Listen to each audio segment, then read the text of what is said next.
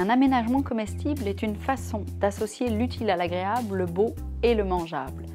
C'est choisir et mettre en valeur ces cultures potagères selon des critères non seulement gustatifs mais aussi esthétiques. On peut réaliser des aménagements comestibles en pot et en pleine terre, autant en façade de sa maison, comme dans le fameux potager de Drummondville, que sur le côté dans une plate-bande ou encore en pot sur un balcon, dans un stationnement ou sur un toit-terrasse.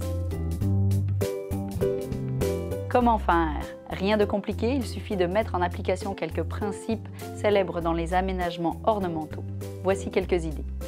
D'abord, on peut choisir une ou deux couleurs dominantes. Par exemple, le vert et le mauve qu'on va trouver dans des haricots, disponibles dans ces deux couleurs, dans des aubergines, des poivrons, des zucchinis, du basilic pourpre.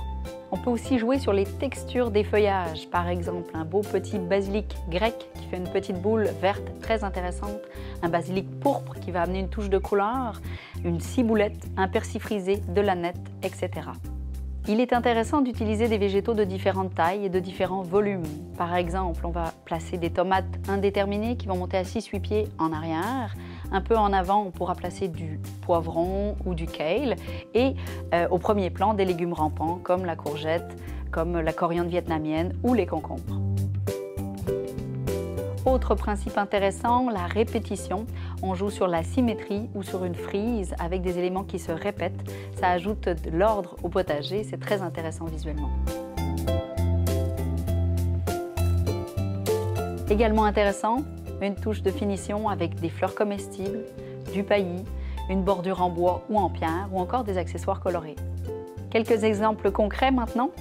Avec des haricots grimpants, plusieurs options. On peut par exemple faire un écran en utilisant des bambous ou du filet à oiseaux pour faire courir des haricots qui vont être verts, mauves ou encore jaunes. Très intéressant autant sur un balcon que dans le jardin.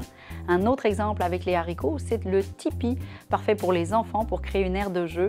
On va créer en pot ou en pleine terre un tipi avec des bambous et faire courir des haricots dessus. C'est très joli.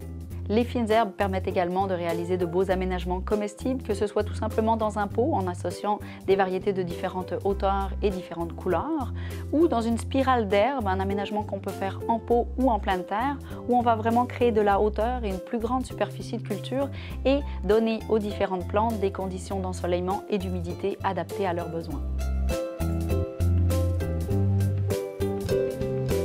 Dernier exemple, un mur végétal comestible qu'on peut réaliser soit sur un balcon, soit en pleine terre devant la maison.